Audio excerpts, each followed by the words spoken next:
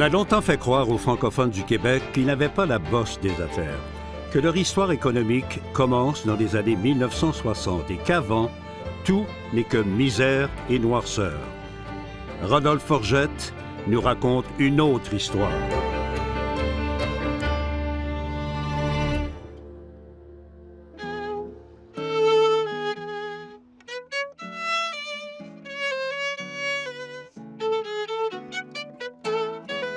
Nous sommes au domaine Forgette, à Saint-Irénée, sur les lieux mêmes où Rodolphe Forgette avait établi sa résidence d'été.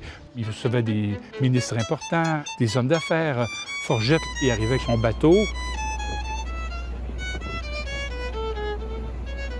On a eu de grands industriels, mais le premier grand financier, c'est vraiment Rodolphe Forgette. C'est un personnage qui est un peu dans l'ombre de la mémoire collective québécoise. On l'a un peu oublié et c'est vraiment étonnant d'une certaine manière parce qu'au début du 20e siècle, il est un nom qui est bien connu. Il est quelqu'un dont on parle dans les journaux anglophones, francophones, à l'échelle du Canada. C'est une figure majeure. Je pense que c'est quelqu'un qui mérite d'être beaucoup plus connu, qui mérite d'inspirer de futures générations d'entrepreneurs au Québec. On a fait un petit concours pour les personnages marquants du 20e siècle dans Charlevoix et j'étais le numéro 1. Peut-être on peut regretter que Charlevoix n'ait pas eu au moins la moitié d'un autre Forgette après. Là, on aurait été loin. Mais qui était donc ce Rodolphe? Sire Rodolphe, parce que fait chevalier en 1912 par le roi George V, celui qu'on surnommait le roi de la place, the King of the Street, président de la Bourse de Montréal, d'ailleurs c'était ici, financier visionnaire qui a notamment jeté les bases d'un fleuron national, Hydro-Québec. C'était le premier Québécois qui a compris la mécanique d'une compagnie, les actions, et comment la game se trouve dans les conseils d'administration, la gouvernance. Ce que Paul Desmarais va reprendre. Paul Desmarais, c'est vraiment le fils spirituel de Sir Rodolphe. Il a refait la même chose dans les compagnies d'électricité, Power Corp. C'est la même démarche. Alors, on a des gens qui se disent qu'il est très mauvais, l'autre, c'est un génie. Mais souvent, les deux sont basés sur une méconnaissance complète de sa vie, de ce qu'il faisait. Plus de 100 ans après sa mort, la toute première biographie de Rodolphe Forgette est sur le point d'être publiée sous la plume de l'historien, directeur de la Société d'histoire de Charlevoix, Christian Harvey. Un travail de moine qui l'occupe depuis 8 ans. Le titre, ça va être Rodolphe Forgette, un financier québécois. Alors, c'est toujours l'idée, qu'est-ce qu'un fait un financier comme Rodolphe Forgette? Alors, c'était un peu le mystère que je voulais lever. Qu'est-ce qu'il faisait dans la vie? Cet homme-là m'a toujours intriguée parce que c'est mon grand-père que j'ai jamais connu, puis il était un petit peu auréolé de mystère parce que c'est un homme dont on parlait beaucoup de ses réalisations. On voit un homme d'affaires, un homme puissant, un homme qui a réussi dans la vie, puis qui a aussi connu des déboires.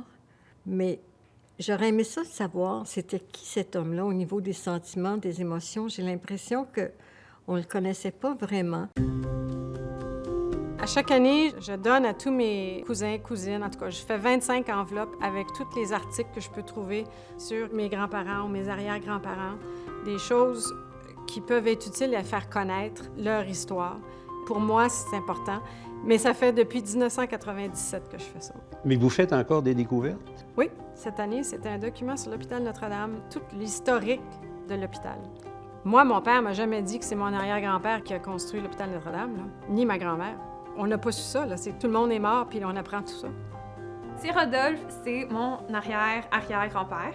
Tu sais, il y a une mentalité chez nous de rien de bien va t'arriver si tu ne crées pas l'opportunité. Puis cette mentalité-là, je pense qu'elle vient de plus profond que je le pensais. Lui, il savait que ça, il voulait que ça se réalise, ce projet-là, mais il prenait genre 6 ou 7 façons différentes avant de le réaliser. Puis même si la façon ne fonctionnait pas, la première, la deuxième ou la troisième, c'est comme s'il n'y avait aucune rancune. Il était fâché dans le moment, puis il laissait ça de côté, puis il changeait la tactique, puis il rebougeait, puis il refonçait dans une autre direction. Le train de Charlevoix existe grâce à notre Rodolphe qui était visionnaire et qui a cru en un projet d'envergure de rejoindre la ville de Québec à la région de Charlevoix par le rail. C'est un projet de fou, quelque part. Des fois, je le compare au parc Jurassique. Dans le parc Jurassique, il dit souvent « j'ai dépensé sans compter ». Quand il faisait son parc de dinosaures, eh bien, c'était quelque chose de s'embarquer dans un projet comme ça, même s'il était millionnaire. Cette histoire, vous n'en avez probablement jamais entendu parler. Mais il y a encore plein de choses autour de nous qui témoignent de l'audace, du génie, mais aussi de la très grande générosité de Sire Rodolphe. Il y a, on le sait, ce chemin de fer qui relie Québec à Charlevoix, mais aussi le domaine Forgette, aujourd'hui haut lieu musical de Saint-Irénée. Mais il y a aussi la Dominion Textile, la papetière Donahue, la compagnie de bateaux Canada Steamship Lines, le manoir Richelieu, l'hôtel Tadoussac et l'hôpital Notre-Dame, aujourd'hui l'un des pavillons du CHUM. Mais le témoin le plus important de sa contribution est sans aucun doute Hydro-Québec. Laissez-moi vous guider. Plongeons ensemble dans cette fascinante époque de notre histoire, celle qu'on appelle l'âge d'or de Montréal.